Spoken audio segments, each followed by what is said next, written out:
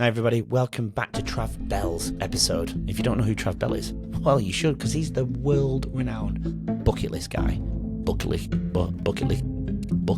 expert?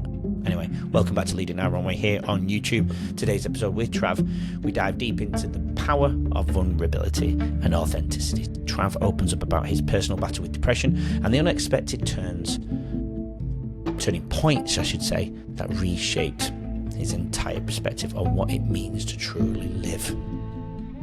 He's the man, he definitely does it. Anyway, here's part 2 with Trav. Make sure you follow and subscribe, please do all of that. Anyway, here's Trav, cheers. But how would you say you are leading your own way now, physically, mentally, emotionally, and so on? Self-leadership, you got to the thing is, you got to put your own oxygen mask on first before you can help others. Yeah. Right? So as a stepdad to 4 kids who I don't know if they look up to me, but they look at me. So, they definitely look up, man. As a partner, I've got a team. I've had teams, bigger teams as well, global teams.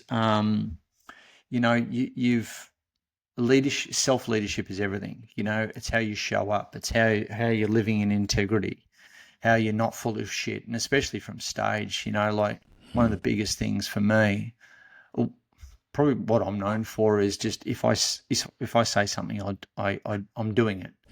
Yeah. If I publicly declare something, I'm in. I'm hopefully I practice ask them, but I practice what I preach. Yeah. And I think getting out of integrity, if you go out of integrity, you're not a good leader. You're not practicing self-leadership, putting that own oxygen mask on first. So, we need more examples out there in the world. And I think that's what leading your own way is all about, is just having your standards, living your values, not living in cognitive dissonance, of your mind wants to go one way, but your actions, speak another. Yeah. And I think there's so many people, especially in this space, mate, who are just so full of shit. And I've shared the stage with health speakers, and they've got up and got off stage and lit up a ciggy, or they've gone out, and drunk all night and tried to root everyone. Yeah. It's just there's a lot of, and I think hopefully, the cream will rise to the top. But for me personally, and you can't worry about what everyone else is doing, for me personally, being the bucket list guy comes, in my view anyway, comes with being the example of practicing what you preach, So it's your daily routines, how you show up on social media, not just, fake lifing it like a lot of people are. And so I'm big on this self-leadership. Yeah, I couldn't agree more. You mentioned daily habits, and that's typically what a lot of guests and I speak about quite a lot. You can get up and have your bucket list, but those little tiny parts every morning while you get up, you know your big journey, your big purpose. Yeah. But what daily habits do you have to set you up beautifully for the day to maintain that infinite mindset? Yeah, man. Look, I mean, as you know, I live literally couple 100 meters from the ocean. I'm 29 steps from my master bedroom to a full surf check by design. I've seen your balcony on social media. I know where you live now. yeah, stalk away. Sorry about the tooth there, guys. Keep it showing.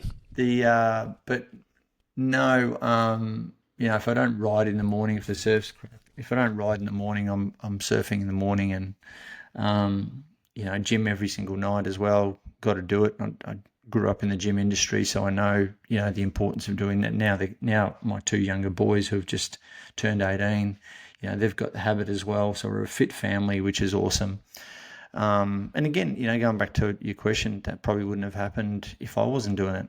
Now they've got the habit. They're 18, so they're, doing these in the mirror, and I think they're fucking lifting heavier than me, which disturbs me. But I've got to check my own ego.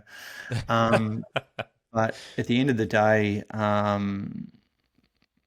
the eating well and because eating well, learning, keeping your mind stimulated, challenging yourself, doing what you love, is all part of I've always been an entrepreneur. I've actually never really worked for anyone in my life. So I've always had to create my own day. But you fall on your own sword. So I have to have a dialed in launch sequence of how I start my day. My eating has to be on point. My exercise obviously has to be on point. If I'm not learning, I'm not challenging myself, getting stale is one of my biggest fears. So, I'm 51, so I'm not getting any younger, and I've got to maintain that vitality and also just stay relevant too. Yeah. So, but yeah, man, like that's a constant thing that I'm tweaking. It's a good, that daily routine is a big thing that I coach people in as well. Yeah. And shit, we can go down rabbit holes in that subject all day. But is sleep important to your repertoire? It's got more and more important. Yeah, sleep and hydration, supplementation as well. So I didn't rate it sleep. I didn't rate it as important as I do now. But yeah, that's markedly different. I think the sleep part is just being young, isn't it? We want to go to bed late. We want to be out partying and drinking. I did all of that, and it's only really since what I said to you off camera as well, the crisis that I went through in March 22 of almost dying through sepsis of an infection in the gallbladder. And after that, I started to, someone said about this guy was suffering with anxiety, and he started talking about cold water. I was like, started to look into that, but it co-aligned with, I came across the subject of sleep. I was like, so then I started to look into the science of it, right? And then it's the biggest hack. It's the biggest hack that you can do. Yeah, absolutely. You got cold on, you got eating well, you got exercising, but if you get good sleep, that is the biggest hack. Yeah.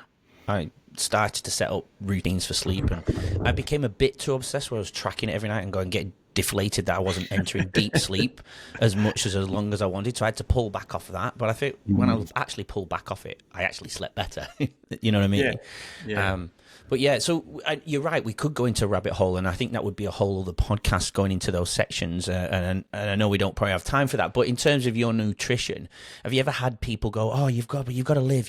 Have you heard a lot of those comments? You've got to live. You've got to enjoy yourself. You've got to have this treat here and there." Have you ever? First of all, have you had any of those comments come your way? And second, what is your nutritional value? What do you tend to? Yeah, well, I stopped listening. I stopped listening to people pretty early on in the piece. I'd like to think I'm pretty qualified in this subject. Being a personal trainer with over 2 million personal training appointments, having a team of, I was the head presenter for the Australian Institute of Fitness and on the board of Fitness Australia. Beautiful. So if I don't know what's good for me with all of that, under my belt, I don't know who is. Our mutual friend Paul was pretty good at what he does, but no, I've just always, it's apart from freedom, health is my highest value. So, but I'm not really coaching clients in that area right now, but I've got to be the best example. I think the key there is just don't, for the watchers and listeners, just don't take advice from a fat personal trainer. Don't take advice from a dentist that's got shit teeth. Don't take advice from a poor accountant. Yeah. It's real simple. Yeah. I think where I went with that, because I was eating through my dark stages of working in toxic places, I would come home and not want to go to bed till 1 or 2 o'clock in the morning because I didn't want the next day to come. So what do you do when you're watching TV on the couch? It's comfort eating, it's comfort drinking, it's all the rest of it, Yeah. It's all part of it. And that's a deeper issue. That's just what you're eating, how you're drinking and that sort of thing. That's just a Band-Aid effect. Yeah, absolutely. So getting to the root cause is where it's all at. Well, luckily I didn't go down the alcohol route, but I was eating packets of chips, crisps from where I'm from, big packets of crisps. You've got big crisps here in Australia, and it's not a single Mars bar. I'd be eating the blocks of chocolate every night and 2 litres of Coke every night, sugar upon sugar, which is affecting my sleep. I'm not exercising because I'm down. Basketball, I came here to play basketball in Australia, and all of a sudden I still went to basketball, but was I really running hard? Was I, putting stress on the body in at a cellular level? And that's when crisis, we spoke about before, crisis equals change. And it did for me. I'm not saying it does for everybody, but it did for me. I think I live, verify this for me because you are the expert, but I feel like I trying to stick to the rule of anything that grows from the ground and anything that eats from the growing ground is what I tend to stick with now. Here's another one for you. Go on. And I by the way, I know exactly, like I've trained bodybuilders, I've trained athletes and that sort of thing, and I know my macros. I track my food, and I don't really have to. I don't do it diligently right now because I'm not actually training for anything. So I've got a few injuries I've got to manage as well. But knowing your macros, like that is your protein, fat, and carbs percentage, and how many calories you can get away with, what's your budget versus your actual every single day, is so important. A lot of people just don't know what that is in relation to what goals they've got. So it's, I know what I'm about to eat after this interview, and I literally have the same thing every single lunch, and so it's higher protein, lower GI carbohydrate, good fats, and I know what I had probably within 10%. I know exactly how much protein, carbs, and fats I'll have every single day, and how much water I'm drinking every day. Just the way it goes, and trying to back up weight training at night, and trying to be alive and well for things like this, and certainly for clients, I just want to be my best self. And believe me, I've gone to hell and back with drugs and all that sort of shit in the past, and drinking, and not so much drinking, but yeah, like it, that shit certainly takes a toll. Yeah, it really does. And yeah, I feel like I'm probably not measuring it like you are, but I do fast for 19 hours a day. I won't eat in the dark. I only eat 2 meals pretty much. Yeah, because I have school lunches, like I eat at lunchtime at the schools that I work at, because most of my viewers know that I left the teaching industry to do this, but I still casually teach every day, and we'll have lunch around 1:30 most schools, so I'll have dinner at night. I'll eat maybe at least 3 hours before bed, go for a walk with the dog, or a little jog after dinner type of thing, and because I'll do my little weights in the morning, and any little exercise I can do in the morning. But then I won't eat till lunchtime. So it's around 18 to 19 hours a day. And then again, I eat 5 hours later when it comes to dinner time. Yeah. And that really changed my life, alongside, doing the cold exposure, which I did for clarity purposes. I was very brain fogged. I wasn't present with my children, wasn't present with my partner. And that all got I'm just affected. learning about that stuff now. Like I went to Bali recently, and I literally jumped in a cold plunge pool after a workout, and it shocked I'm shit at it. I'm just a complete newbie. Scared. And scared, in shock, literally. I'm like, there's some breathing thing you're meant to do here. No, I'm out. So that's actually, funnily enough, that's actually a thing that I'm working on this year. It's one of the things, like, to become a cold plunge world champion, and just get that dialed in, because it's so, I'm saying that mockingly, there is no world championship. No, I know. Look, go beyond 5 seconds, that's a win for me. Yeah. So, but for injuries, I want to be injury free. I want to do all that. But, like, as I hang out with yourself and Paul and, a few of the others, everyone's doing cold plunges. I'm like, I go surfing it's pretty cold in the water when I surf. So that's my cold plunge, but it's not the same. No, yeah. I think with the water at the bay, I think it's sitting at around 12 to 13. I get the water down to about 5 degrees. I did train myself to go to 15 minutes when I was naive about it. Did 15 minutes, did all my breath work within it. As I got deeper into the research, Andrew Huberman, all those guys, before I even knew about Paul. And I've learned a lot from Paul and his book and podcasts and whatnot. Yeah. But you only need between 1 and 3 minutes for it to affect the cells in a positive way. Amazing for mental health, right? Oh, well, and that's why I did it, because I was suffering. I was getting triggered with the workplace bullying. I was anxious of going to schools, meetings, planning meetings. All these was where I was essentially psychologically bullied, and those moments would make me sweat. I'd go to the toilet 8 times a day at least to take my shirt off to dry it under the hairdryer. Really? Yeah, Wow. I was sweating, not because I was hot in Australia. I experimented with the winter. I was cold, and I was still sweating, and I just had to learn about my body and how I was responding. I started to make notes of when and moments, what could happen, and it was always seems to be that corridor. Or it was those meetings and the eyes rolling, people, and then judgment, and then paranoia kicked in because they probably weren't even doing it after that. After the bullying had all finished, I had years of anxiety and paranoia. But that would cause, when I thought I could move on from it, I actually had a whole new journey that I never really realized to go on. So the cold plunge puts you in a state of shock, Yes. like extreme shock, where your body has to adapt. So because it's so extreme, any stress, I dare say, I literally have not gone into research, but I dare say that any stress lower than that you can handle. I started to notice things running off my back that would bothered me before. Interesting. There you go. Yeah, I even just if I thought I'd upset somebody, I would lose sleep that night. Yeah. I would sweat at the thought that I said the wrong thing. Because being here in Australia, coming from England, I'm very sarcastic. And I've learned over the years I have to put at the end of a sentence, I'm joking, you know that, right?